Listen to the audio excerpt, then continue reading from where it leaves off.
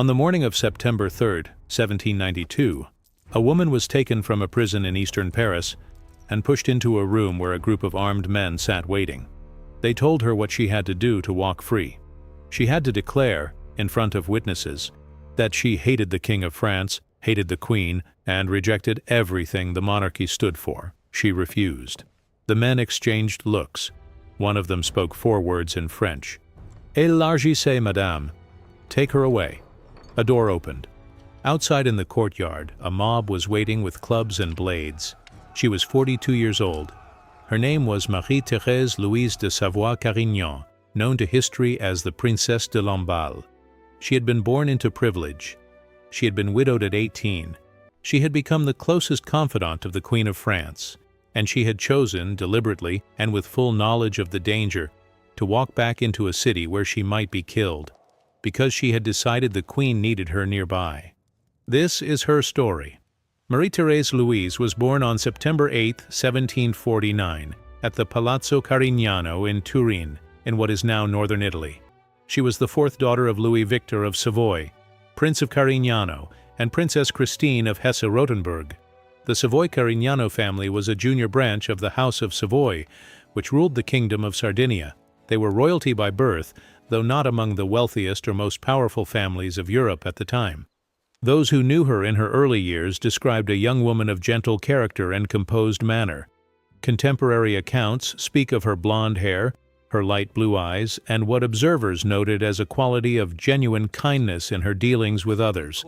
She was not considered a particularly sharp or politically minded person, and there is no evidence she sought to present herself as one. What those around her tended to note instead was a directness and sincerity that made her stand out in an era when courts across Europe were defined almost entirely by calculation and performance. In January 1767, when she was 17 years old, her family arranged for her to marry Louis-Alexandre de Bourbon, Prince de Lamballe. His father, the Duke of Penthièvre, had chosen her specifically because of her reputation for piety and her personal qualities. Louis-Alexandre was the heir to one of the greatest private fortunes in France.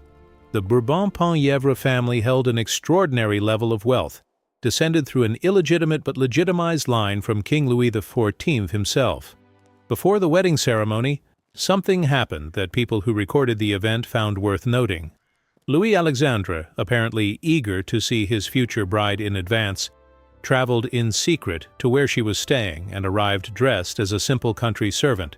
He introduced himself as a messenger from his master and offered her a bouquet of flowers. She received him with courtesy. The following day, at the wedding ceremony, she discovered that the humble man who had stood before her bearing flowers was in fact the prince himself. It was a romantic beginning, and it raised expectations for what might follow. The marriage that followed did not match those expectations.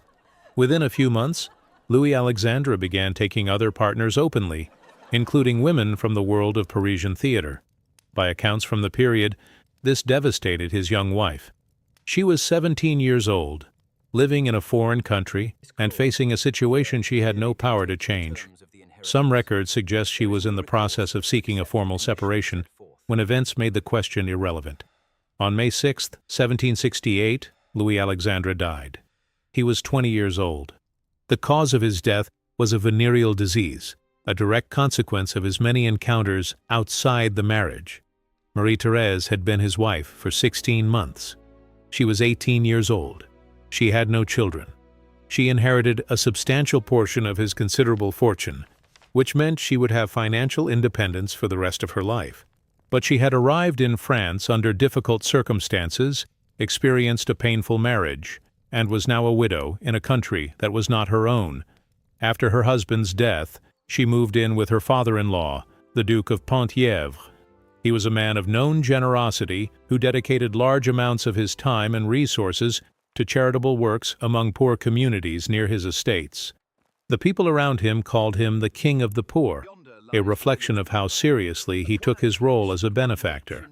Marie-Thérèse helped him in these activities and became known in local communities for the same quality of practical kindness.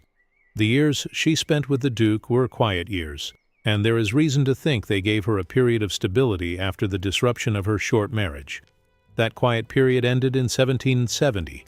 In May of that year, a 14-year-old girl arrived in France from Vienna. Her name was Marie Antoinette, and she had come to marry Louis Auguste, the Dauphin and heir to the throne. The French court reorganized itself around this newcomer, and the question of who would be permitted into her close circle became a matter of considerable interest to a great many people. The advisors responsible for the Dauphin's social world were careful. Only women of appropriate rank, established reputation, and proper conduct would be allowed near her. The Princess de Lamballe, as a woman of royal blood with a known character for discretion and piety, was considered a suitable companion. What happened next moved beyond the calculations of advisors. By March 1771, the Austrian ambassador in Paris was already writing back to Vienna with a report that the Dauphin had developed considerable affection for the Princess de Lamballe. He described Lamballe as agreeable and noted that her rank allowed her a proximity to the future queen that other women could not easily achieve. But what the ambassador described in formal diplomatic language was, already by then, something more than political proximity. Marie Antoinette was intensely attached to Lamballe. Accounts from this period describe the Dauphin drawing portraits of her friend when they were separated, and becoming distressed at the separation. When Lamballe was not present, Marie Antoinette spoke about missing her to those around her. The friendship was visible, open, and understood by everyone at court as something the Dauphin took seriously. At a court like Versailles, where most relationships were built on interest, the sincerity of this attachment was unusual enough to attract comment. In 1774, Louis XVI became King of France, and Marie Antoinette became Queen. With this change in status, the question of who held official positions in the Queen's household became a formal and significant matter. In 1775, Marie Antoinette appointed the Princess de Lamballe to the position of superintendent of the Queen's household. This was one of the most prestigious roles available to a woman at the French court. It came with a large annual salary, an official residence at Versailles, and direct daily access to the Queen. In practical and symbolic terms, it placed Lamballe at the center of French royal life. Versailles was not a comfortable environment for anyone who preferred to avoid politics. Every action at court was observed, discussed, and often deliberately distorted by those who had reasons to damage reputations. The friendship between the Queen and Lamballe did not escape this environment. Political pamphlets and printed attacks that circulated in Paris during this period began to target both women. Some accused them of having a physical relationship. These accusations were not supported by documented evidence, but they were repeated widely and were used as deliberate tools to undermine the Queen's public image. Lamballe, as the person closest to the Queen, was presented in these attacks as a harmful influence. The hostility was not only external. Within the court itself, the favor shown to Lamballe generated resentment among courtiers who coveted her position and access. Around 1780, a shift occurred. A new woman entered the Queen's circle, Yolande de Polignac, who gradually became the dominant presence in the Queen's social world. Lamballe's position diminished. She did not respond to this change with protests or confrontations. She withdrew from court and spent approximately 5 years, from 1780 to 1785, living away from Versailles. During this period, she kept her distance and made no public scenes. In 1785, the Queen's relationship with Polignac cooled, and Marie Antoinette returned her attention to Lamballe. From that point until the Revolution dismantled the structure of their world, Lamballe was again the Queen's closest companion. The two women spent their time together regularly, and the warmth between them was noted by observers as unchanged despite the years of distance. The French Revolution arrived in stages. The storming of the Bastille in July 1789 was the most visible signal that the political situation had passed a point of no return. In October 1789, crowds marched from Paris to Versailles, and in a confrontation that lasted through the night, forced the royal family to relocate to the Tuileries Palace in the center of Paris. When Lamballe received word of what had happened, she made a decision. She joined the royal family at the Tuileries and resumed her official duties as superintendent of the household. There was no requirement for her to do this. She chose to. June 1791 brought the crisis known as the Flight to Varennes. The royal family, in secret and at night, attempted to leave France and reach the Austrian frontier. They were recognized at the town of Varennes and stopped before they could cross. Under guard, they were returned to Paris. Lamballe had not been told about the escape plan in advance. She learned of its failure after the fact. The implications of this event were serious. The king and queen were now widely seen as people who had tried to flee to join the foreign powers, then beginning to gather against France. The trust that had previously existed between the public and the constitutional monarchy dissolved almost entirely. In the months that followed, Lamballe traveled to England and to other European locations, meeting with diplomats and members of ruling houses to attempt to gather support for the king and queen. She was received at various courts. She wrote letters. She had conversations with people who might, in theory, be able to apply pressure on the French government on behalf of the royal family. Whether any of this produced practical results is doubtful. Events in Paris were moving faster than any diplomatic effort could address. During her visit to England in 1791, she rented a house in the Royal Crescent in Bath. While she was there, she wrote her will. She was 41 years old at the time. She had seen enough of what was happening in France to understand that returning meant accepting a serious risk. She put her affairs in order, signed the document, and then prepared to go back. In October 1791, the Queen formally asked her to return and resume her duties. There was also a private letter from Marie Antoinette that said something different, urging her to remain in safety and not to return. The private letter was more candid than the official request about the danger that awaited her. Lamballe understood both communications. She returned anyway.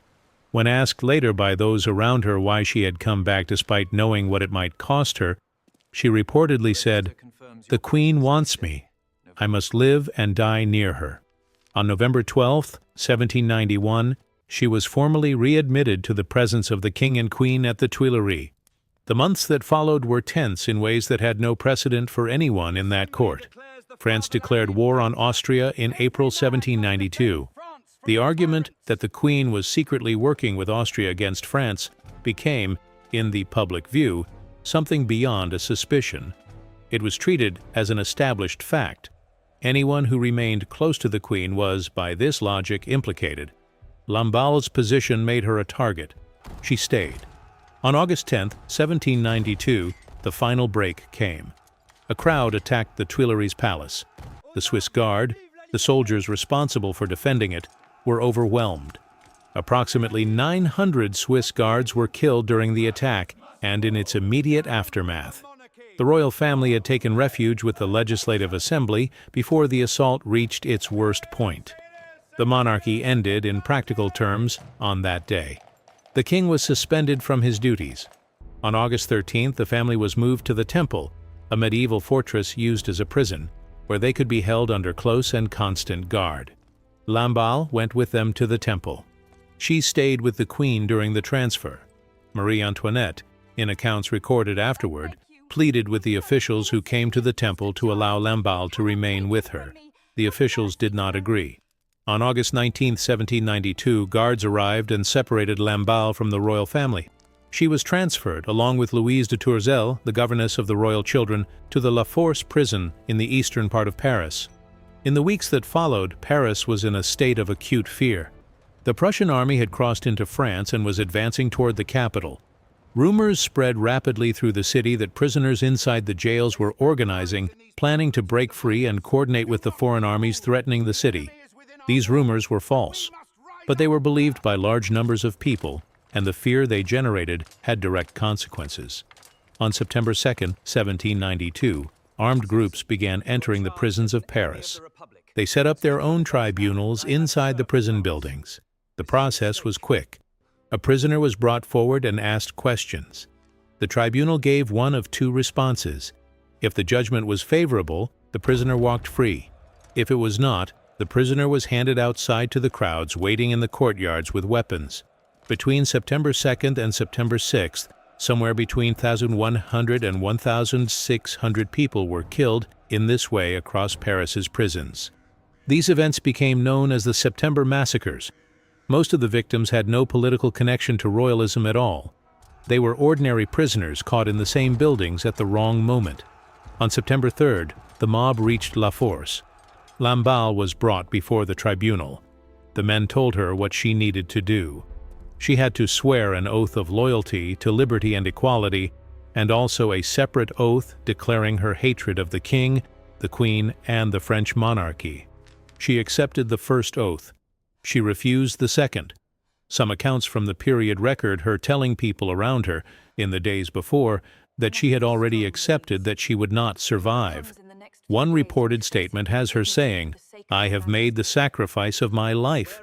Whether those exact words were spoken or not, her refusal before the tribunal was clear and firm. The verdict came. "Élargissez, madame." Take her away. The door to the courtyard opened. By all accounts, she was attacked almost immediately. She was beaten and stabbed. She died within minutes of leaving the tribunal room. She was 42 years old. She died 6 days before what would have been her 43rd birthday. What happened to her body in the hours following her death is a matter of contested historical record. Accounts published in the days after the September massacres described extreme acts of violence and mutilation carried out on her remains. Some historians who have examined the actual administrative documents from the period, including British historian David Andrus in his work on the Terror, have argued that many of the most graphic elements of these accounts were fabricated or exaggerated, used as political material both by those who supported and those who condemned the revolution. What is documented without dispute is a record from the administrative offices of the Consving section of Paris, written by a clerk on September 3, 1792. It records the delivery of the headless body of the former Princess de Lamballe and lists the contents of her pockets. The language is entirely routine, a bureaucratic record of a death. Her head was placed on a pike. It was carried through the streets to the Temple prison, where the royal family was being held. The royal family's valet, Hane Clary, left an account of what he witnessed that day. He described the head on the pike being raised to the level of the Queen's window. Marie Antoinette was warned by those around her not to approach the window. She did not see the head, but she heard what was happening outside. She understood what it meant. She wept through the entire night. A year later, in October 1793, Marie Antoinette was taken to the guillotine.